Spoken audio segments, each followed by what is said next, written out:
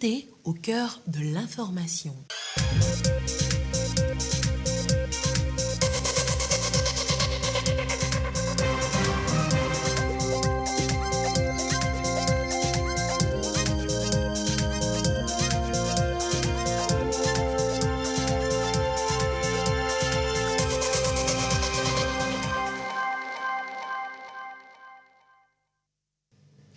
Il est l'heure du journal sur la télévision togolaise. Madame, Monsieur, bonsoir. Et voici les titres de cette édition.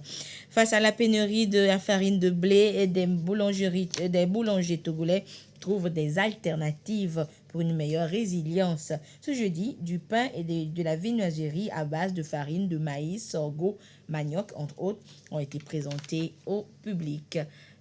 Que pensent les Togolais de cette nouvelle variété de pain? Vous le saurez dans ce journal. Et puis vers la fin de la guerre entre la République démocratique du Congo et le Rwanda. Hier, les présidents Tshisekedi et Kagame se sont accordés sur un cessez-le-feu sous le contrôle du médiateur, le président angolais. Voilà donc pour les titres. D'abord, sachez qu'un nouveau conseil des ministres s'est réuni ce jeudi après celui d'hier. Et toujours sous la conduite du chef de l'État-fort Zimna Nyazingbe, le conseil a examiné ce jour un projet de loi, un projet de décret, étudier des tests réglementaires liés à la décentralisation et écouter des communications. Nous reviendrons en détail sur le compte-rendu de ce conseil dans le courant de cette édition. Et direction le Bamono à présent. Les femmes productrices, transformatrices et commerçantes de tomates, d'arachides et de maïs et de manioc de la localité sont à l'école de l'entrepreneuriat. Elles se forment pour mieux booster leurs activités génératrices de revenus. Le compte rendu avec Ulrich Amega.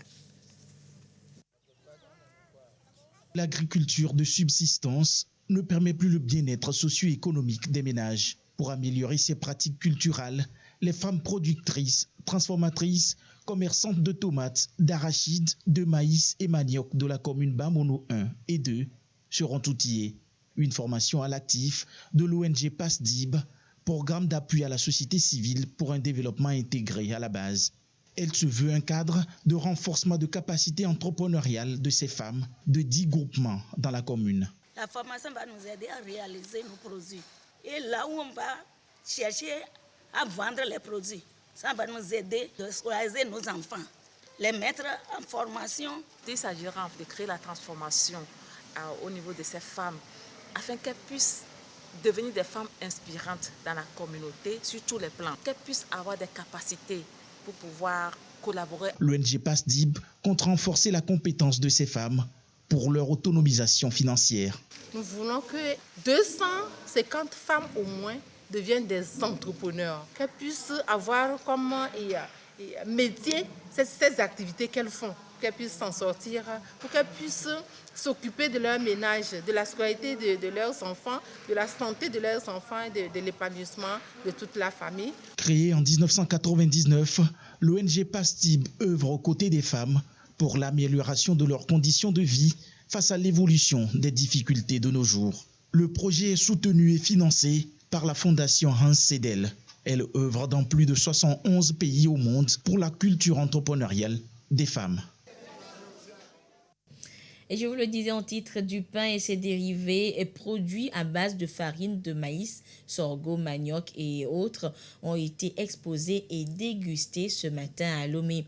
Et c'est une journée de promotion de la boulangerie locale qui a été organisée ainsi par le ministère du Commerce, de l'Industrie et de la Consommation locale. Ceci donc pour également donner plus de visibilité à ces produits made in Togo, surtout en cette période de pénurie de la farine de blé sur le marché. Le compte rendu avec Clarisse Aticlay.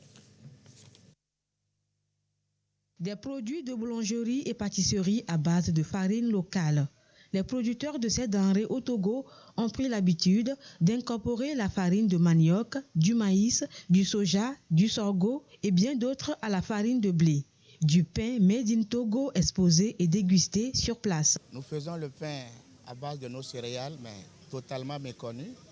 Aujourd'hui, grâce à ce lancement, le peuple togolais va savoir aussi qu'au Togo, avant cette guerre russe-Ukraine, le Togo faisait déjà du pain à base de ces céréales.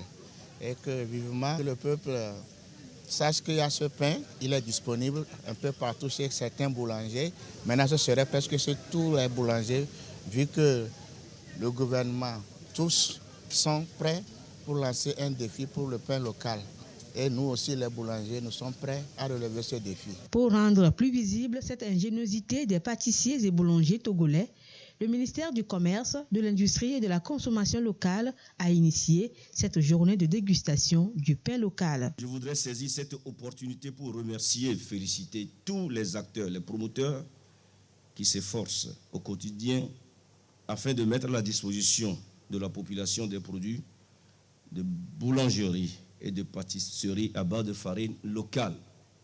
Ça entretient d'ailleurs plus la santé. À travers cette initiative de dégustation, le gouvernement encourage davantage les différents producteurs de farine, les boulangers et boulangères, à intensifier l'incorporation des farines à base de produits locaux comme le manioc, le maïs, le sorgho, le soja, etc., dans leur production, mais aussi les consommateurs à privilégier les 10 produits pour leur richesse et les avantages nutritionnels inestimables qu'ils nous procurent. Un coup de pouce donc à la promotion du consommé local. Le ministre du Commerce, de l'Industrie et de la Consommation locale a représenté le Premier ministre à cette journée. Il a rassuré les boulangers et pâtissiers quant à la disponibilité du gouvernement pour la vulgarisation de ce savoir-faire endogène. Désormais, le pain local et ses dérivés et autres devront être servis dans les supermarchés. Nous sommes en train de négocier des partenariats. On ne saurait utiliser notre territoire pour des supermarchés sans qu'on y trouve ce que nous avons comme production locale. Par ailleurs, des séances de sensibilisation des boulangères et de boulangers sur les procédés et l'utilisation des farines locales panifiables est prévue à la suite de la présente journée, marquant ainsi le début d'une série de communications et de renforcement de capacités à grande échelle des producteurs de farine et des boulangers sur toute l'étendue du territoire national. Les difficultés d'approvisionnement en farine de blé ne doivent plus constituer un blocage pour les boulangers et les pâtissiers du Togo. Le pain local est désormais une option. Pour permettre aux organisations de la société civile d'optimiser leur potentiel de contribution au développement du Togo, la coordination des organisations de la société civile donc a initié à leur intention une formation de 3 jours. Et la dite formation a débuté ce jour à Lomé. Le compte rendu avec Marie-Thérèse Nabédé et Eliagba Nyandao. 57 acteurs des organisations de la société civile du Togo formés sur les principes d'efficacité et de développement. Une formation pour optimiser leur potentiel de contribution aux actions publiques de développement du pays. Dans notre stratégie actuelle, notamment la feuille de route gouvernementale, qui met un accent particulier sur l'inclusion sociale et le bien-être des populations, la société civile a été identifiée comme un partenaire essentiel pour travailler pour le bien-être de ces populations aux côtés du gouvernement. Des panels, des échanges et des partages d'expériences seront au cœur de ce forum. Durant cet atelier, il y aura des communications, il y aura des travaux de groupe qui vont permettre aux différents acteurs venus de tous les horizons du pays de pouvoir s'approprier ces concepts, de savoir quelles sont les valeurs à intégrer comme des leviers d'organisation de leur mission, de leur programme, de leur projet. Au Togo, les organisations de la société civile sont présentes dans toutes les communautés, y compris les plus reculées. Partout, elles développent au quotidien la solidarité et délivrent des services aux démunis en contribuant ainsi à l'idéal de zéro pauvreté. Et le développement passe également par la route.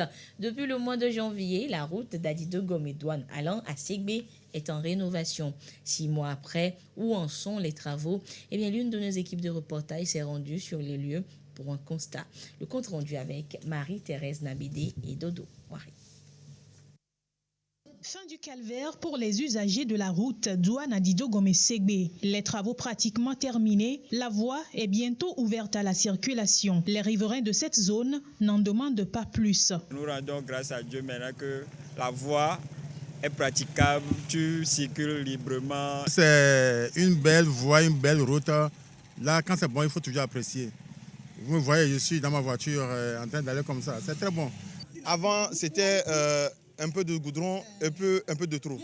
Et puis, par rapport à ce qui a été fait actuellement, je ne peux que dire merci beaucoup au chef de l'État. Avant, si tu quittes de Ségbé à la douane, tu peux faire au moins 30 minutes. Mais par rapport à aujourd'hui, 10 à 15 minutes, tu peux arriver à la douane. 6 mois, c'est la durée des travaux. Un temps record selon les ingénieurs qui estiment le projet exécuté jusqu'ici à 95%. Le bassin de rétention d'eau correspond aux 5% restants. Le projet a été lancé en janvier, tout juste au début de cette année. Et aujourd'hui, nous sommes en juillet, pratiquement 6 mois après. Et les travaux ont été en boucle dans la journée et dans la nuit pour pouvoir faire avancer les travaux. Ce résultat est dû à la mobilisation d'abord du matériel, à la volonté du gouvernement togolais. Actuellement, tout est presque fini. Il nous reste seulement le bassin à terminer et puis les signalisations à finir. Pour l'heure, les usagers de cette nouvelle voie sont appelés à plus de prudence et au respect du code de la route. Les sanctions de la CEDEAO contre le Mali, vous le savez donc, sont levées partiellement depuis dimanche 3 juillet dernier. Une décision due en partie à la médiation menée par le chef de l'État fort et Sozimna Nyazingbe. Et l'engagement du président de la République a été salué, entre autres, en Conseil des ministres hier mercredi par la chef du gouvernement. Cette médiation est également saluée à tous les niveaux et le Forum des opérateurs pour la garantie de l'émergence économique en Afrique n'est pas du reste. Le compte rendu avec Ekwe Salah. Sanctions contre le Mali partiellement levées. Décision prise à l'unanimité par les chefs d'État et de gouvernement de la CEDEAO lors de la 61e session ordinaire de l'institution à Accra le 3 juillet dernier. C'est le résultat de la médiation menée par le chef de l'État togolais Faure Sozimna Nyazingbe. Cet engagement du Togo dans la résolution de la crise malienne est salué par beaucoup.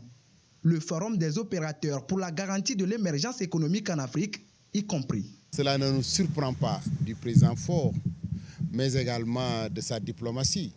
Nous avons eu nous-mêmes à rencontrer le président Goïta. Nous avons nous-mêmes eu à rencontrer son ministre des Affaires étrangères, son ministre des Finances. Et nous savions comment les Maliens ont dans la dignité abordé donc cette crise. Mais qu'au finish, grâce à des dirigeants africains comme le président Faure Nyazingbe, comme tant d'autres, que nous puissions arriver évidemment à la suspension de toutes ces mesures qui ont été prises il y a quelque temps. Je pense que pour l'Africain que nous sommes, pour le secteur privé que nous sommes, nous ne pouvons que nous en réjouir et rendre un hommage solennel au président togolais pour tout le travail qu'il a eu à abattre pendant ce temps. Maintenant, il reste beaucoup à faire et c'est là également que nous appelons la sagesse du président Faure Nyazingbe. Nous le savons, quand il s'engage, il s'engage. Et comme il a la baraka à résoudre les crises en Afrique, nous lui demandons de la même manière qu'il a eu à faire pour le Mali, la même manière qu'il a eu à faire pour le Burkina Faso, qu'il s'implique encore pour la Guinée. Et justement, l'ex-président béninois Yayi Boni, désigné comme médiateur dans la crise guinéenne, peut s'inspirer de l'expertise du président togolais Faure Sozimna Nyazingbe. C'est une chance, évidemment, de nommer un médiateur comme le président Boni Yayi. Nous l'avons vu à l'œuvre en sa qualité de président de l'Union africaine, en sa qualité de président de l'UEMOA. Nous avons eu à travailler avec lui dans le passé. Donc le peuple guinéen a intérêt lui aussi à l'écouter. Le peuple guinéen, le gouvernement guinéen, ils ont tous intérêt évidemment à écouter le médiateur de la CEDEAO, à travailler d'arrache-pied avec lui. Et avec la sagesse du président Faure, avec le président Macky Sall à la tête de l'Union africaine et tant d'autres, avec nous-mêmes, membres du secteur privé, nous devons tous nous lever, la main dans la main, œuvrer pour que ces sanctions puissent se lever, mais également pour que pareille situation ne se reproduise plus. Avec la levée des sanctions de la CEDEAO, la vie reprend de plus belle au Mali. Les échanges commerciaux ont repris, les frontières de nouveau ouvertes pour la circulation. Hier, le directeur du commerce intérieur au Sénégal me disait que sa première sortie hier, c'était d'aller au Mali pour essayer de voir comment reprendre les initiatives entre le Mali et le Sénégal. De la même manière, j'en suis sûr, le Togo fera de même, le Bénin, les autres pays africains le feront. En tout cas, c'est un ouf de soulagement au niveau financier. Les banques vont recommencer le travail. Non seulement cela permettra au secteur privé national, évidemment, d'avoir un ouf de soulagement, mais ça permet également à la sous-région d'œuvrer pour qu'on puisse atteindre les objectifs de la zone de libre-échange en Afrique. Le pari désormais pour le Mali, faire un retour à l'ordre constitutionnel d'ici 2 ans. Le pays a fixé l'élection présidentielle en avril 2024, délai validé par les chefs d'État et de gouvernement de la CEDEAO. En bref, on apprend le retour à Ouagadougou ce jeudi de l'ancien président Blaise Compaoré. 8 ans après son exil en Côte d'Ivoire, l'ex-chef d'État doit prendre part demain, vendredi, à la rencontre des anciens présidents du pays. Alors que Kinshasa et Kigali étaient à couteau tiré depuis plusieurs semaines, les présidents Félix Tshisekedi et Paul Kagame ont amorcé hier un processus de désescalade. En sommet tripartite avec leurs homologues angolais, ils sont parvenus à un accord de cessez-le-feu. Un cessez-le-feu a été conclu entre le président congolais Félix Tshisekedi et son homologue rwandais Paul Kagame. Alors que les tensions s'intensifient entre les deux pays, les chefs d'État ont été reçus à Luanda, en Angola, pour un sommet destiné à apaiser le conflit qui oppose depuis des décennies la République démocratique du Congo au Rwanda. Mercredi, le médiateur angolais, le président João Lourenço, a annoncé l'accord d'un cessez-le-feu sans pour autant en évoquer les modalités. Une feuille de route censée atteindre cet objectif stipule une volonté de normalisation des relations diplomatiques entre Kinshasa et Kigali. Comme l'a dit le président Lourenço, il s'agit de rétablir la confiance entre nos deux pays et surtout nos deux peuples. Et c'est pourquoi je m'étais dit, je ferai tout ce qui est en mon pouvoir pour faire avancer la situation, sortir mes compatriotes de cet enfer qui dure déjà depuis une vingtaine d'années. Parmi les 6 points de la feuille de route pour la résolution des conflits dans la région figure la création d'un mécanisme de vérification des accusations mutuelles. Le mécanisme sera dirigé par un général angolais. Le nord du Bénin est victime d'attaques terroristes, le théâtre d'attaques terroristes depuis plusieurs mois déjà, et les forces de sécurité béninoises ont d'ailleurs perdu la vie. Malgré les dispositions prises par les autorités du pays pour sécuriser les zones, la situation alimente un climat de peur dans le pays. La première attaque des djihadistes sur le sol béninois a eu lieu ici à Porga, dans la zone du parc national de la Pendjari. C'était en décembre 2021. 2 militaires et un assaillant y ont perdu la vie. Ensuite est arrivée la prise d'assaut des commissariats de Monsé et de Dassari avec d'autres localités toujours dans le nord, qui a provoqué des pertes en vies humaines tant dans le rang des forces de défense et de sécurité que des civils. Vu la gravité de ces actes posés par les terroristes, le gouvernement béninois a changé sa politique de défense du territoire. L'armée béninoise est suffisamment outillée pour parer à tous les fléaux qui peuvent venir perturber la quiétude des Béninois. Je dirais à la population béninoise qu'elle n'a pas de crainte à se faire. Nous allons faire de telle sorte que chaque fois que quelqu'un essaiera de s'attaquer au Bénin, qu'il le ressente au fond de sa moelle épinière. Robin est président d'une association de consommateurs au Bénin. Ce défenseur des droits du citoyen dénonce le climat de peur qui s'installe dans le quotidien de la population, alors que dans le même temps, les attaques semblent devenir récurrentes. Cela empêche le consommateur d'avoir d'abord la sécurité psychique, parce que nous sommes dans la peur constante. On ne sait pas Quand on va frapper? Où on va frapper? Là où vous êtes en sécurité, lorsque vous vous déplacez, vous avez besoin de vous rendre dans des régions et vous n'osez pas. Vous avez besoin de faire du tourisme, d'aller dans certains parcs, sur certains sites touristiques, vous n'osez pas. Ça veut dire que nous ne sommes plus libres. Suite aux premières attaques terroristes, une base militaire a été installée dans le nord du pays pour renforcer la sécurité des biens et des personnes. Et puis l'autre actualité, ce sont près de 900 détenus qui se sont évadés d'une prison d'Abuja au Nigeria lors d'une attaque attribuée à des rebelles extrémistes islamiques. Des centaines d'évadés ont été retrouvés, mais près de 400 d'entre eux manquent toujours à l'appel. Après l'évasion survenue mercredi à la prison de Kuje à Abuja au Nigeria, le secrétaire permanent au ministère de l'Intérieur assure que des dizaines de détenus ont été recapturés. Cependant, sur les 879 détenus, plus de 400 seraient encore en fuite. Cette femme rappelle les faits. Vers 9h25, 9h30, hier, nous avons commencé à entendre des bruits de coups de feu. Au début, nous avons pensé que c'était des vigiles, mais ensuite, ça a persisté. Les coups de feu se multipliaient. Dès lors, nous avons su que ce n'étaient pas les vigiles. L'État islamique a revendiqué l'attaque de la prison qui a permis de libérer environ près d'une soixantaine de djihadistes. Pour le ministre Mohamed Bello, cet incident va permettre de renforcer les capacités des forces de l'ordre. C'est un incident très triste et malheureux, mais avec chaque incident de cette nature, cela renforce tout le monde. Nous identifions les domaines qui doivent être renforcés et ensuite, collectivement, nous travaillerons ensemble. Ce raid met en lumière les problèmes de sécurité du Nigeria qui s'étendent dans les régions du Nord où sévissent des attaques terroristes des groupes armés. Mohamed Bello veut compter sur le soutien de la population. Je n'ai absolument aucun doute sur le fait que ceux qui se sont échappés seront retrouvés, car une fois que les communautés coopèrent au maximum, ils peuvent être rapidement identifiés. Les responsables de la prison tentent toujours de déterminer le nombre exact de détenus manquant à l'appel. Cependant, l'ancien haut responsable de la police, Abba Kyari, détenu au centre pénitentiaire de Kuje, est toujours en détention.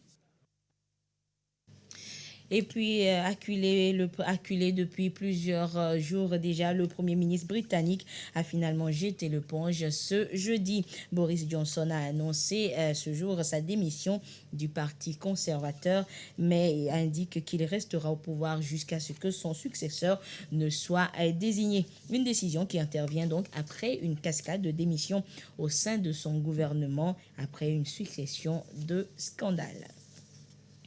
Retour en page nationale et direction la COSA où les luttes Evala se préparent. Eh bien, le ministre de la Culture et du Tourisme a justement échangé cet après-midi avec les responsables des structures d'hébergement de Kara et de ses environs. Les défis sécuritaires et sanitaires à relever durant cette période, donc des rites Evala, ont été au cœur des échanges. Le compte rendu depuis Kara de Nestor Monzo.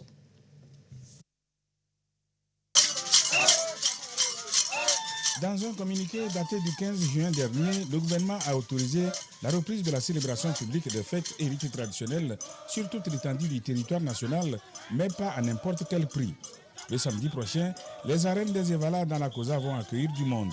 Il y a donc risque de contamination de la maladie à coronavirus. Ce risque est couplé de celui de l'insécurité eu égard aux attaques djihadistes dont le Togo est l'objet depuis quelques mois. Ces dangers ont amené le ministre de la Culture et du Tourisme à rencontrer les responsables des hôtels et auberges de la COSA et de ses environs pour les entretenir sur ces préoccupations du moment. Les étrangers qui vont arriver, c'est vous qui les hébergez. Nous savons tous aujourd'hui qu'il y a des velléités d'atteinte à l'intégrité territoriale de notre pays. Pour qu'un malfaiteur puisse agir dans un milieu, cela suppose qu'il est là déjà depuis quelques jours. Il a étudié un peu l'environnement avant d'agir. Et surtout, ces malfaiteurs, dans leurs actes, cherchent à faire le plus de mal possible. C'est pourquoi les festivités des Evala peuvent constituer une cible potentielle. Donc par rapport à cela, nous avons l'obligation, en tant que ceux-là qui hébergent les étrangers, de veiller, d'avoir une vigilance accrue, de scruter à la lettre les actes et gestes des gens que nous allons héberger à l'occasion des festivités. Et voilà. Vous devez mettre au sein des hôtels des dispositifs en parfaite intelligence avec les mesures barrières édictées par le gouvernement. Parce que quand l'étranger arrive et déjà au niveau de l'hôtel, il découvre qu'on n'entre pas à l'hôtel sans cache-nez. On n'y entre pas quand on ne se lave pas les mains. On doit respecter certaines distances. Quand il va aller sur les lieux, les terrains des ébats, parce que ces mesures seront également éditées là-bas, il ne s'y opposera pas parce qu'en arrivant dans la ville, déjà il sait que ce principe-là doit être respecté déjà à l'hôtel. Les interlocuteurs du ministre ont bien perçu le message qu'il leur a délivré. Le ministre est venu nous réitérer les mesures à prendre pour la sécurité de nous tous.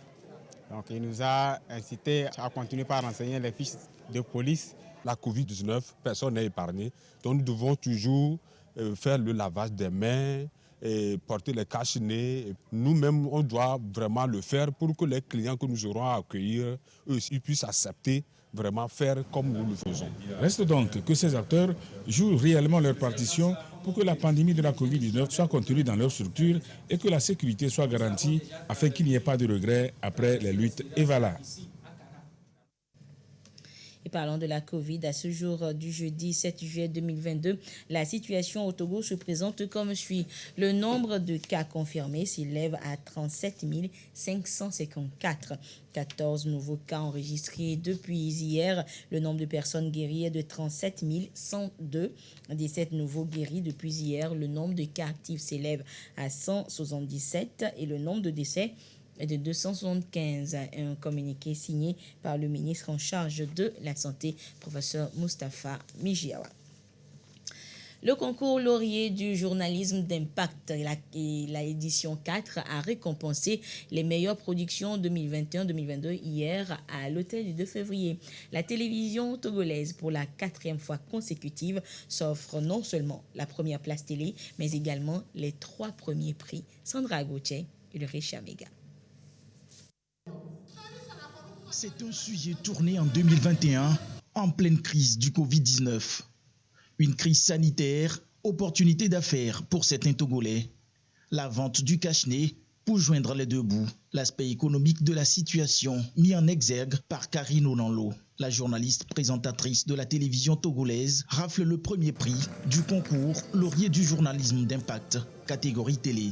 Les 2e et 3e places également arrachées par la TVT. Premier prix radio pour Radio Mokpopo. Santé Éducation obtient le premier prix presse écrite. Tous ont abordé des problématiques liées à l'environnement, la salubrité, la santé et l'éducation. Mon travail m'a permis de me rendre sur le terrain dans un atelier pour voir l'occupation des enfants en réalité pendant la fermeture des écoles, pour les éloigner et de la maladie et de les encadrer. J'ai abordé une thématique sur l'environnement. Il s'agit de l'insalubrité criarde qui sévit dans les quartiers d'Ogbeavou et Gbadago. Que chaque Togolais vivant dans ces zones-là puisse comprendre que quand les canaux sont bouchés, c'est une propagation de maladies. Le fait d'être allé sur le terrain, c'est déjà encourageant. Le fait d'avoir pu interroger des personnes ressources de qualité, c'est aussi encourageant. Maintenant, ce que nous souhaitons que les médias fassent dans l'avenir, c'est de faire des productions qui soient encore de meilleure qualité. Au total, 45 productions pertinentes ont été retenues pour cette 4e édition. Et de plus en plus, l'analyse, l'enquête et l'impact journalistique se fait ressentir dans les contenus. Un objectif primordial. Ce concours nous rappelle le rôle essentiel de journalistes libres et indépendants et leur responsabilité sociale pour aider nos sociétés à mieux faire face aux nombreux défis auxquels elles sont confrontées. Davantage de professionnalisme des médias togolais, la presse nationale est appelée à être au service des communautés togolaises. Les pouvoirs publics s'y engagent. La démocratie et l'état de droit, le développement, la réduction de la pauvreté, la protection de l'environnement ou encore la santé et l'éducation constituent des secteurs prioritaires de l'action gouvernementale. Je salue en outre la création du prix d'encouragement féminin qui s'inscrit résolument dans le cadre de la politique du président de la République, son Excellence M. Faure Essozimna Gnassingbé, dont l'engagement en faveur de la promotion de la femme n'est plus à démontrer. Aujourd'hui, les difficultés qui nous stimulent restent encore nombreuses, mais nous pouvons constater heureusement quelques améliorations ici et là, car en changeant de paradigme par rapport à la formation pratique des acteurs de notre secteur, nous avons réalisé des progrès qui nous rassurent. Les premiers de chaque catégorie s'envoleront pour Dakar pour un mois de stage au sein du groupe Futur Média. Sport, football, avec cette ambiance festive hier, qui a régné donc hier au stade Mohamed V de Casablanca, après le match nul entre les éperviers dames du Togo et les Lions indomptables du Cameroun, et ceci pour le compte de la deuxième journée des matchs de poule. Une joie partagée par les supporters togolais et leur réaction est ici au micro de nos envoyés spéciaux à Casablanca, Claudama et Nata Koubaga.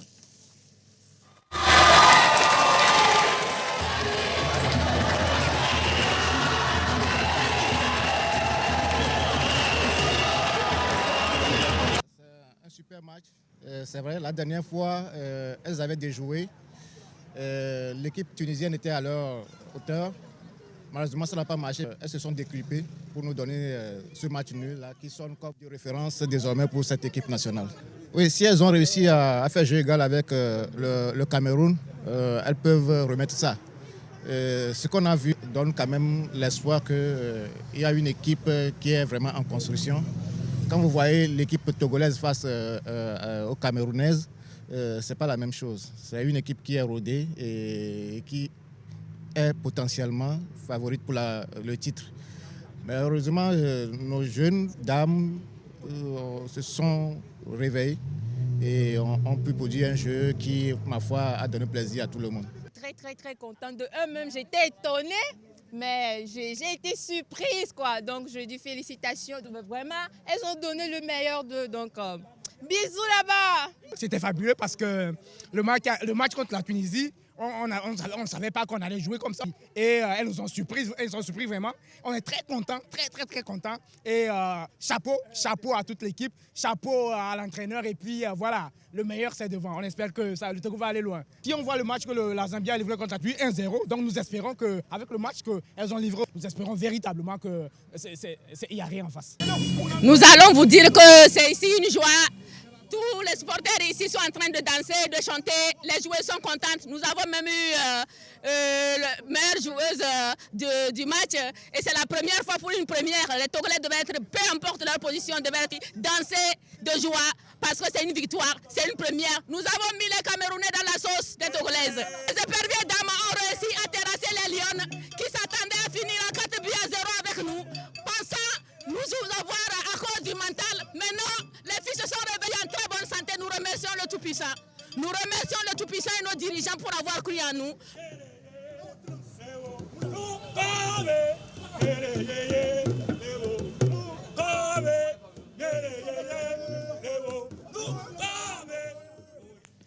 Une joie partagée également sur le territoire togolais hier. Et toutes nos prières accompagnent donc nos ambassadrices. Et c'est sur cette belle ambiance que se referme cette édition. Merci de votre fidélité à la télévision togolaise. Excellente suite de nos programmes. Au revoir.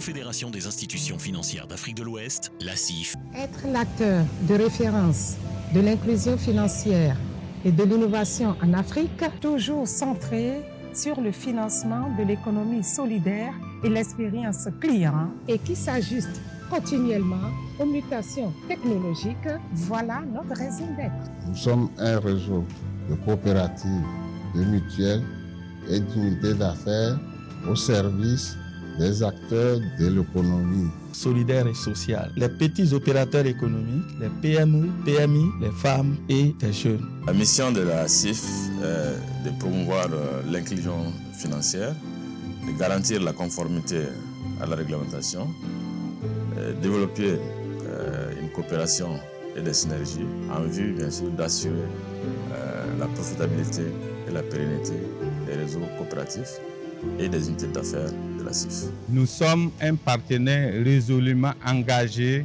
pour l'agenda 2030 des ODD, des objectifs de développement durable. Les ODD 1, 2, 5, 7, 8, 9, 10, 13 et 17. Nous sommes le réseau de la Confédération des institutions financières de l'Afrique de l'Ouest, un mouvement intégré et solidaire. Dont le siège est à Ouagadougou, au Burkina Faso. Géographiquement implanté dans 5 pays de l'espace communautaire IOMA. Il y a eu aussi la création des unités d'affaires dans ces différents pays. Pour faire de notre rêve une réalité, nous nous sommes engagés pour les 5 prochaines années à opérer tous les changements nécessaires pour des meilleurs services à travers des projets de partenariat structurés. Associés à la technologie, nous avons une approche centrée sur les clients, nos membres. Pour nos ressources humaines, nous visons l'efficacité, la motivation et l'accroissement de leur capital. Et tout ceci dans le respect de nos valeurs de solidarité. D'équité, de respect, de transparence, d'intégrité et d'engagement. La CIF est un partenaire stratégique de première ligne. Avec elle, nous mutualisons les énergies en vue de constituer un grand groupe capable de faire face aux défis de la mondialisation. Et c'est pourquoi nous ouvrons nos portes et en tout cas nous invitons aux autres réseaux de venir regarder ce que nous sommes en train de faire pour le bien-être de la population et des pays et de nos concitoyens, pour qu'ensemble qu'on puisse bâtir une très grande économie pour l'Afrique de l'Ouest. Nous voulons également d'une nouvelle CIF performante. Cette performance passera forcément par la signature d'accords avec des partenaires stratégiques afin de rendre l'inclusion financière une réalité pour lutter contre la pauvreté dans toutes nos villes et nos campagnes. Car le développement est une responsabilité collective. Pour en savoir plus, rendez-vous sur notre site web www.cif-ao.org et nos canaux sociaux. Confédération des institutions financières d'Afrique de l'Ouest, la CIF, faire autrement, ensemble pour rendre les futurs possibles. L'instant